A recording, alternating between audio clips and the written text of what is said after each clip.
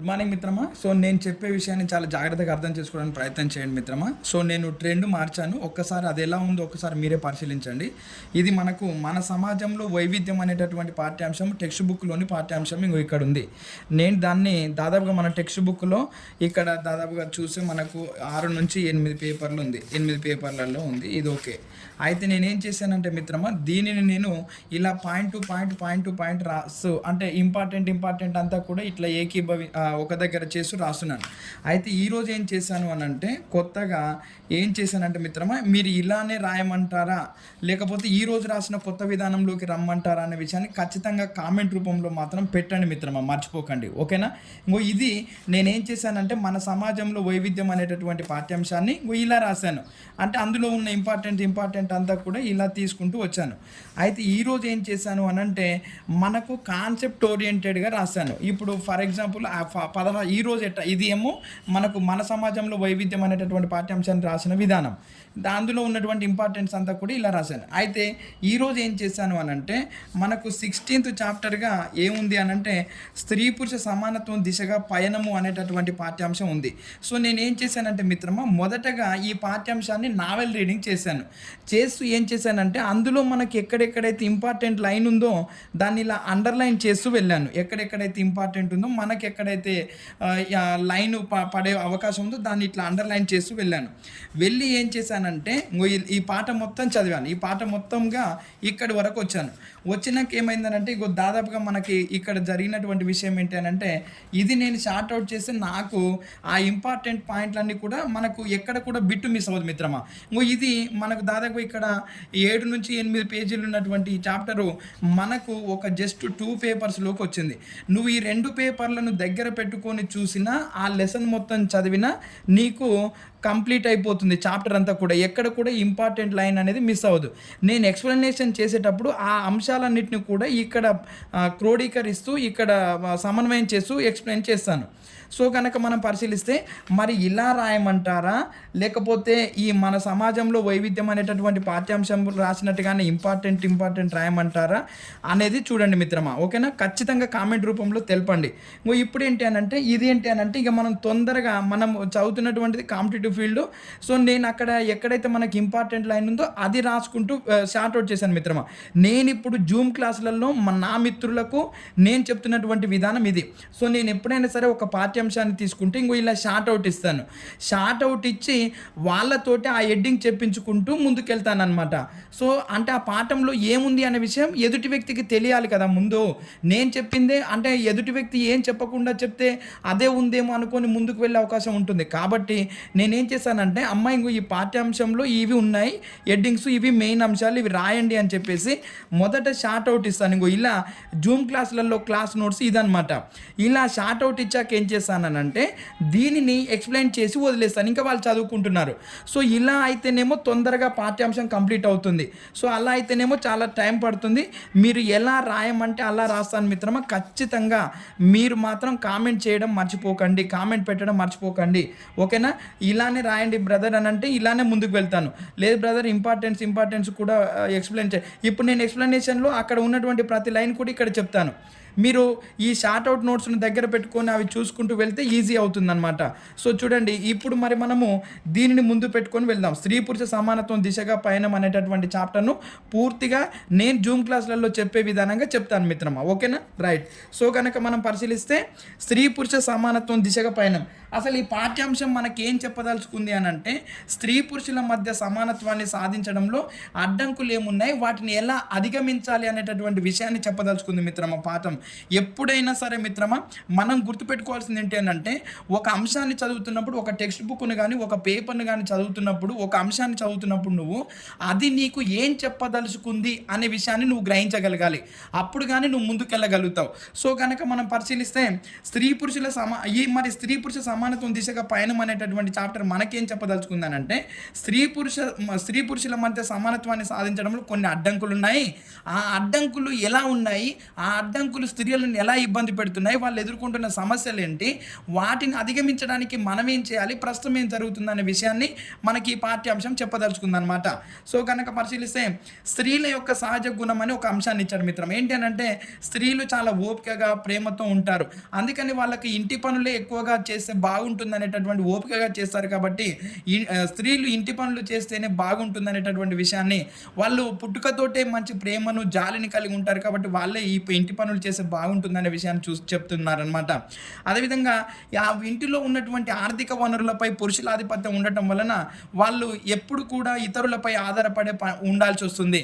అది బాల్యంలో ఉన్నప్పుడు అయితేనేమో తండ్రిని అడుగుతారు డబ్బులు, అదే పెళ్ళైన తర్వాతనే అయితేనేమో భర్తను అడుగుతారు, వివాహం అదేవిధంగా కొడుకులు వృద్ధాప్యంలోకి వచ్చిన తర్వాత కొడుకుల మీద డిపెండ్ అవుతారు. సో కాబట్టి వాళ్ళకు ఆర్థిక వనరులపై పురుషుల ఆధిపత్యం అనేది ఎక్కువగా ఉండటం వలన స్త్రీలు ప్రతి దశలో కూడా ఎవరి మీద ఒకరి మీద డిపెండ్ అవ్వాల్సి వస్తుంది అనేటటువంటి విషయాన్ని చెప్తున్నాడు.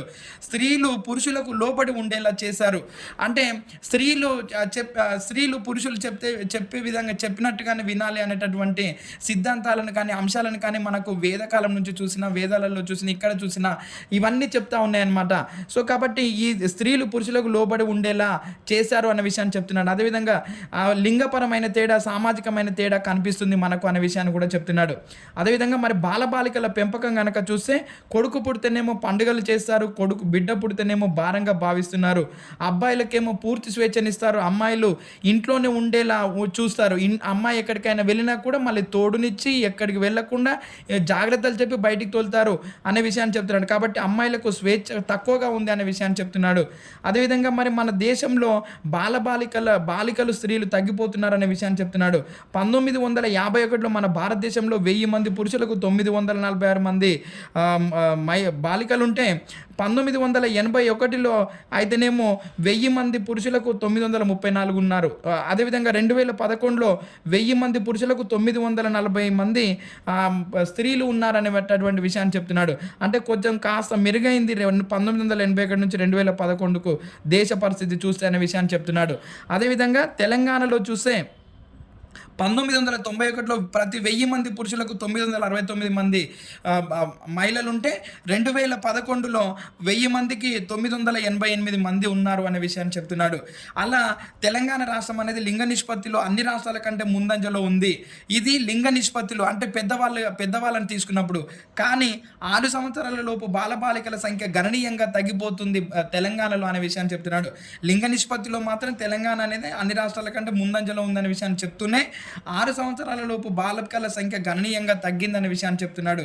అదేవిధంగా మనం కొంచెం ముందుకెళ్తే మరి ఇక్కడ 6 సంవత్సరాల లోపు బాలికల సంఖ్య ఎలా తగ్గుతుందనే విషయాన్ని చెప్పాడు మిత్రమా. మనకు 1991లో 1వ సంవత్సరం చూస్తే 1000 మంది బాలురు ఉంటే అందులో 978 మంది మాత్రమే బాలికలు ఉన్నారు. 2001లో అయితే 1000 మంది బాలురు ఉంటే అదేవిధంగా మనకు 963 మందే ఉన్నారు 2001లో అయితే. 2011లో అయితేనేమో 1000 మంది బాలురు ఉంటే 933 మంది బాలికలు ఉన్నారు. అంటే వాళ్ళ సంఖ్య గణనీయంగా తగ్గిపోతుందనే విషయాన్ని చెప్తున్నాడు. స్త్రీలు ఆరోగ్యవంతమైన జీవితాన్ని గడపలేకపోతున్నారు. ఈ కారణం ఏంటి అని అంటే పోషకాహార లోపము, భ్రూణ హత్యలు, సాంకేతిక పరిజ్ఞానం కూడా వాళ్ళకి ఆటంకంగా మారిందనే విషయాన్ని చెప్తున్నాడు. చూడండి మిత్రమా, ఇది చాలా చాలా ఇంపార్టెంట్ అంశాన్ని ఇచ్చాడు. చూడండి, ఎందుకు సాంకేతిక పరిజ్ఞానం వలన ఏమైందనంటే పిండము అంటే భ్రూణము అనేది తల్లి గర్భంలో ఉండగానే ఆడ మగ అనేది చూస్తున్నారు. దీనివలన భ్రూణము అనేది ఆడ అని అంటే ఒకవేళ అమ్మాయి అని అంటే తీసేస్తున్నారు. సో కాబట్టి అభివృద్ధి చెందినటువంటి సాంకేతిక పరిజ్ఞానం కూడా మగ శిశువుకు జన్మనిచ్చే విధంగానే అవకాశం కల్పిస్తుంది తప్ప భ్రూణ హత్యకు దారి తీస్తుందనే విషయాన్ని చెప్తున్నాడు అనమాట. చూడండి, పెరిగినటువంటి టెక్నాలజీ కూడా వాళ్ళకు ఒక అడ్డంకిగానే మారిందనే విషయాన్ని మనకి ఇక్కడ ప్రస్తావిస్తున్నాడు. కొంచెం సబ్జెక్ట్ని అర్థవంతంగా చదివితే మనకి ఈజీ అవుతుంది మిత్రమా. సో అదేవిధంగా మరి అక్షరాస్యతలో కూడా అంతరాలు ఉన్నాయి. తెలంగాణలో 1991లో 100 మంది స్త్రీలలో 100 మంది స్త్రీలు పాఠశాలలో 100 మంది బాలికలు పాఠశాలలో చేరితే 28 మంది మాత్రమే అందులో అక్షరాస్యులుగా ఉన్నారు. అదేవిధంగా 2011లో అయితే 100 మంది స్త్రీలలో 58 మంది మాత్రమే అక్షరాస్యులుగా ఉన్నారు అనే విషయాన్ని చెప్తున్నాడు. కొంచెం మెరుగైంది పరిస్థితి అనే విషయాన్ని చెప్తున్నాడు. 1,00,000కు పైగా పాఠశాలలు కళాశాలలు ఉంటే అందులో 1,50,00,000 మంది విద్యార్థులు చదువుతున్నారు.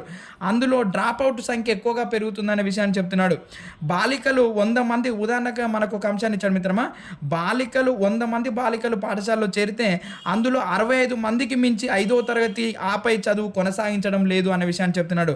100 మంది బాలికలు పాఠశాలలో చేరితే వాళ్ళలో 100లో 65 మంది మాత్రమే 5వ తరగతి ఆపై చదువు చదువుతున్నారు. కేవలం 15 మంది, ఇక్కడ చూడండి, మళ్ళీ ఈ 65లో కేవలం 15 మంది మాత్రమే ఇంటర్ వరకు చదువుతున్నారు అనే విషయాన్ని చెప్తున్నాడు. 100 మంది చేరితే 65 మంది మాత్రమే 5వ తరగతి ఆపై చదువుతున్నారు. అదేవిధంగా మళ్ళీ 65 మందిలో కేవలం 15 మంది మాత్రమే ఇంటర్ వరకు చదువుతున్నారు అనే విషయాన్ని చెప్తున్నాడు. అదేవిధంగా అబ్బాయిలకు మ్యాథ్స్, సైన్స్ అంటే మంచి సబ్జెక్టులు చదవాలి, మంచి ఉద్యోగం రావాలని తల్లిదండ్రులు ఆశిస్తున్నారు. అమ్మాయిలకైతేనేమో భాష, సాహిత్యము, హోమ్ సైన్స్ మాత్రమే చదవాలనే విషయాన్ని చెప్తున్నారు.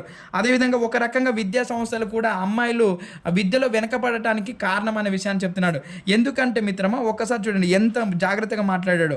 ఇక్కడ హోమ్ సైన్స్ అనే దాన్ని కేవలము అమ్మాయిలకు మాత్రమే ఇచ్చారనమాట. అంటే ఇండైరెక్ట్గా ఏంటి, అబ్బాయిలు అబ్బాయిలు హోమ్ సైన్స్ చదవడానికి, ఒకవేళ హోమ్ సైన్స్ చదవాలని ఇంట్రెస్ట్ ఉన్నా వాళ్ళు హోమ్ సైన్స్ చదవడానికి వీలు లేదు, కేవలం అమ్మాయిలకే దీన్ని పరిమితం చేశారనమాట. కాబట్టి ఒక రకంగా విద్యా సంస్థలు కూడా అమ్మాయిలు విద్యలో వెనకబడడానికి కారణమవుతున్నాయనే విషయాన్ని చెప్తున్నాడు. అదేవిధంగా ప్రస్తుతము కొంచెం పరిస్థితి మెరుగైందనే విషయాన్ని చెప్తున్నాడు. ఇప్పుడు విద్యా పరిస్థితిలో కొంచెం పరిస్థితి మెరుగైందనే విషయాన్ని చెప్తున్నాడు. మరి బాలబాలికలలో 1/6 వంతు 5వ తరగతి తర్వాత కూడా పాఠశాలకు దూరం అవుతున్నారు. బాలబాలికలలో బాలికలు ఇద్దరిలో కూడా 1/6 వంతు మంది 5వ తరగతి తర్వాత పాఠశాలకు దూరం అవుతున్నారు. ఇది ఇద్దరిలో కూడా సమానంగా ఉంది అనే విషయాన్ని చెప్తున్నాడు. అంటే 6 మంది చేరితే అందులో ఒకరు వెళ్ళిపోతున్నారు, అసలు బడికే రావడం లేదు అనే విషయాన్ని చెప్తున్నాడు. ఈ విధంగా మనకు బాలబాలికలలో డ్రాప్ అవుట్స్ సంఖ్య సమానంగా ఉంది అనే విషయాన్ని చెప్తున్నాడు. అదేవిధంగా ముందుకెళ్తే ఆస్తి హక్కు అనే అంశాన్ని ఇచ్చాడు. స్త్రీలకు ఆస్తి హక్కు లేకపోవడం వల్ల వాళ్ళ తండ్రి, భర్త, కొడుకు, అన్నదమ్ముల మీద ఆధారపడవలసి వస్తుందనే విషయాన్ని చెప్తున్నాడు. కాబట్టి వాళ్ళకు కూడా ఆస్తి హక్కు ఉంటే మంచిగా ఉంటుందనే విషయాన్ని చెప్పాడు. ఇంకోటి, తెలంగాణలో ఈ పరిస్థితి మెరుగైందనే విషయాన్ని కూడా చెప్తున్నాడు. 1980లో వచ్చిన చట్టాలు దీనికి కారణమయ్యాయి. ఏంటి, మహిళలకు ఆ తల్లిదండ్రులకు ఉన్నటువంటి ఆస్తిలో కూడా సమాన హక్కులు కల్పించినటువంటి రాష్ట్రం, మొట్టమొదటి రాష్ట్రం తెలంగాణ నిలిచింది. చూడండి మిత్రమా, అంటే అక్కడి వరకు కూడా స్త్రీలకు ఆస్తి హక్కు లేదు, కానీ తెలంగాణలో 1980లో చేసినటువంటి చట్టాల వలన కొంచెం పరిస్థితి మెరుగైంది అనేటటువంటి విషయాన్ని చెప్తున్నాడు. వారసత్వంగా వచ్చే ఆస్తిలో లింగ వివక్ష లేకుండా స్త్రీలకు సమాన హక్కులను కల్పించినటువంటి మొదటి రాష్ట్రంగా కూడా తెలంగాణ రాష్ట్రం నిలిచిందనే విషయాన్ని చెప్తున్నాడు. ఇది ఆస్తి హక్కు గురించి మనకు ఇచ్చినటువంటి అంశము. అదేవిధంగా ఉపాధి గురించి కనుక చూస్తే, ఉద్యోగాలు చేసే మహిళలు ఇతరులపై ఆధారపడవలసినటువంటి అవసరం లేదు. స్త్రీలు ఉద్యోగాలు చేయనివ్వకుండా చేస్తున్నటువంటి అనేక కారణాలు ఉన్నాయి. పిల్లలు కావచ్చు, అదేవిధంగా అత్తమామల ఆంక్షలు కావచ్చు, భర్త ఆంక్షలు కావచ్చు, పెళ్ళైన తర్వాత పెట్టేటటువంటి ఆంక్షలు కావచ్చు, ఇవన్నీ కూడా స్త్రీలు ఉద్యోగాలు చేయనివ్వకుండా చేసినటువంటి కారణాలుగా మనకు పేర్కొన్నాడు.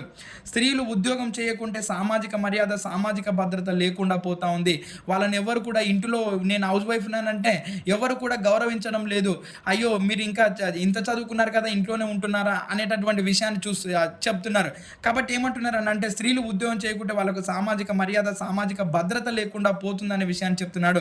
అదేవిధంగా మనకు ఒక ఉదాహరణగా ఏం చేశాడంటే మిత్రమా, ఢిల్లీలో ఒక ధనవంతుల ఇంట్లో ఒక పని చేసేటటువంటి మాలిని అనేటటువంటి వంటింట్లో పనిచేసేటటువంటి ఒక పని మనిషి గురించి ఇచ్చాడు మిత్రమా.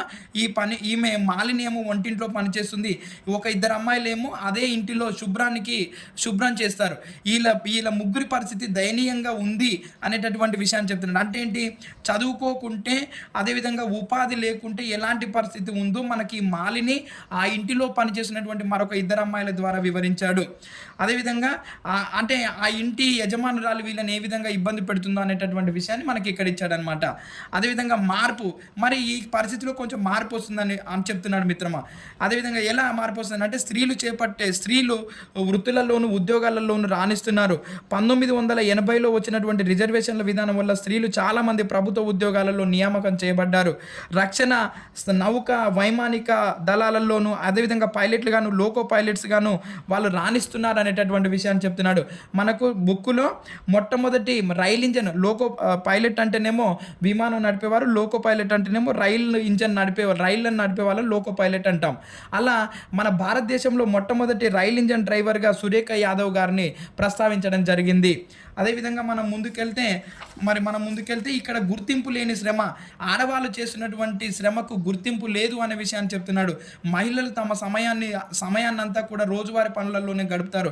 భారతదేశంలో పొలం పనులు, వ్యవసాయం పనులలో మిత్రమా చెప్తున్నాడు చూడండి, వ్యవసాయం పనులలో 10 మందిలో మొత్తంగా భారతదేశంలో వ్యవసాయంలో 10 మంది పాల్గొన్నారు, 10 మంది చేస్తున్నారు అనుకుంటే అందులో 8 మంది స్త్రీలే వ్యవసాయ పనులు చేస్తున్నారనే విషయాన్ని చెప్తున్నాడు. వాళ్ళు కలుపు తీస్తారు, నాట్లు వేస్తారు, కోతలు కోస్తారు, అన్ని పురుషులతో సమానంగా పనిచేసినప్పటికీ కూడా వాళ్ళకు పురుషుల కంటే కూలి తక్కువగానే ఉంది అనేటటువంటి విషయాన్ని చెప్తున్నాడు. అదేవిధంగా ఇంట్లో మహిళలు చేసే పనులకు డబ్బు చెల్లించాల్సి వస్తే ఎంత డబ్బు చెల్లించాల్సి వస్తుందో మీరే ఆలోచించండి. కాబట్టి స్త్రీ చేసేటటువంటి శ్రమకు గుర్తింపునివ్వాలి, వాళ్ళని గౌరవించాలనేటటువంటి విషయాన్ని చెప్తున్నాడు. అదేవిధంగా మరి నేడు పరిస్థితులు కొన్ని మారాయి. అవి కనుక మనం పరిశీలిస్తే వాళ్ళ స్థానిక సంస్థల్లో కానీ ఇతర ఎన్నికలలో పోటీ చేయడం అనేది తప్పనిసరి చేశాయి పార్లమెంటు. అదేవిధంగా వాళ్ళు చేసే సెల్ఫ్ హెల్ప్ గ్రూప్స్ స్వయం మహిళా సంఘాలుగా ఏర్పడ్డారు. ఈ స్వయం మహిళా సంఘాల వలన వాళ్ళు పరిపాలన వ్యవహారాలలో కూడా పాల్గొనడానికి అవకాశం కలుగుతుంది అనేటటువంటి విషయాన్ని చెప్తున్నాడు. ఈ విధంగా మిత్రమా నేను పాఠ్యాంశాన్ని చదివి అందులో ఉన్నటువంటి ఇంపార్టెన్స్ అంతా కూడా నీకు ఇచ్చేసాను. ఇప్పుడు నీకు ఇలా కావాలా లేకపోతే ఇలా పాయింట్ టు పాయింట్ కావాలనేటటువంటి విషయాన్ని నాకు కామెంట్ రూపంలో తెలపండి మిత్రమా. నేనేమంటున్నానంటే మనకు ఏపీలో నోటిఫికేషన్ రేపు అక్టోబర్లో ఉంది, మన తెలంగాణలో కూడా సమాయత్తం అవుతారు. ఎందుకంటే రేవంత్ రెడ్డి గారు, సీఎం చంద్రబాబు నాయుడు గారు ఏపీలో ఇద్దరు కూడా గురు శిష్యులు, అక్కడ గురువు ఇచ్చారనంటే ఇక్కడ శిష్యుడు కూడా అలర్ట్ అవుతాడు. సో కాబట్టి మనకు సమయం తక్కువగా ఉంది. నేను ఇలా వెళ్తే మీకు రోజు 2-3 పాఠాలు కంప్లీట్ చేయగలుగుతాను మిత్రమా. సో కాబట్టి నాకు ఖచ్చితంగా మీరు కామెంట్ రూపం అంటే ఇక్కడేంటి నీకు ఇంపార్టెన్స్ అంతా కూడా వస్తుంది. నేను ఇక్కడ చేసినటువంటి ఎక్స్ప్లెనేషన్ జాగ్రత్తగా విని ఒకసారి టెక్స్ట్ బుక్ ఓపెన్ చేసి చూస్తే కథ మీకు నీకు అవసరం లేదు. ఇంకా నాకు తెలిసి ఇక్కడే నీకు పాఠ్యాంశం అంతా కూడా కంప్లీట్గా నేను వివరిస్తాను. సో కాబట్టి ఈ విషయాన్ని మతిలో పెట్టుకొని నాకు ఖచ్చితంగా కామెంట్ రూపంలో మీరు కామెంట్ చేస్తారని కోరుకుంటూ మీ మిత్రుడు, మీ శ్రేయభిలాషి, మీ పెరుమల శివశంకర్ మిత్రమా. సో మన క్లాసులలో ఉన్నటువంటి వీడియోస్ని కానీ షార్ట్స్ని కానీ సద్వినియోగం చేసుకుంటే మిత్రమా, అది టెట్ కావచ్చు, ఇప్పుడు గవర్నమెంట్ ఉపాధ్యాయులకు వచ్చినటువంటి స్పెషల్ టెట్ కావచ్చు, ఖచ్చితంగా మనము డిఎస్సి కానీ, గ్రూప్స్ కానీ, ఎస్ఐ కానీ, పీసీ కానీ ప్రతి దానికి యూజ్ అవుతుంది మిత్రమా. అందరూ ఏఐతో రాసినటువంటి రైటింగ్తో పెడుతున్నారు మిత్రమా. నేను నా ఓన్ హ్యాండ్ రైటింగ్ మిత్రమా ఇది, ఓకేనా. అందరు ఏఐతో రాసినటువంటి రైటింగ్ను అందులోకి పెట్టి దాన్ని నీట్గా చేసి పెడుతున్నారు. నేను కష్టపడి నా ఓన్ హ్యాండ్ రైటింగ్తో రాస్తున్నటువంటి రైటింగ్ మిత్రమా ఇది. ఖచ్చితంగా మన వీడియోని లైక్ చేయండి మిత్రమా. సో మీకోసం ఇంత చేస్తున్నందుకు ఒక చిన్న లైకే కదా మిత్రమా నేను కోరుకుంటున్నది. ఖచ్చితంగా లైక్ చేయండి, కామెంట్ చేయండి, షేర్ చేయండి మిత్రమా, మర్చిపోకండి.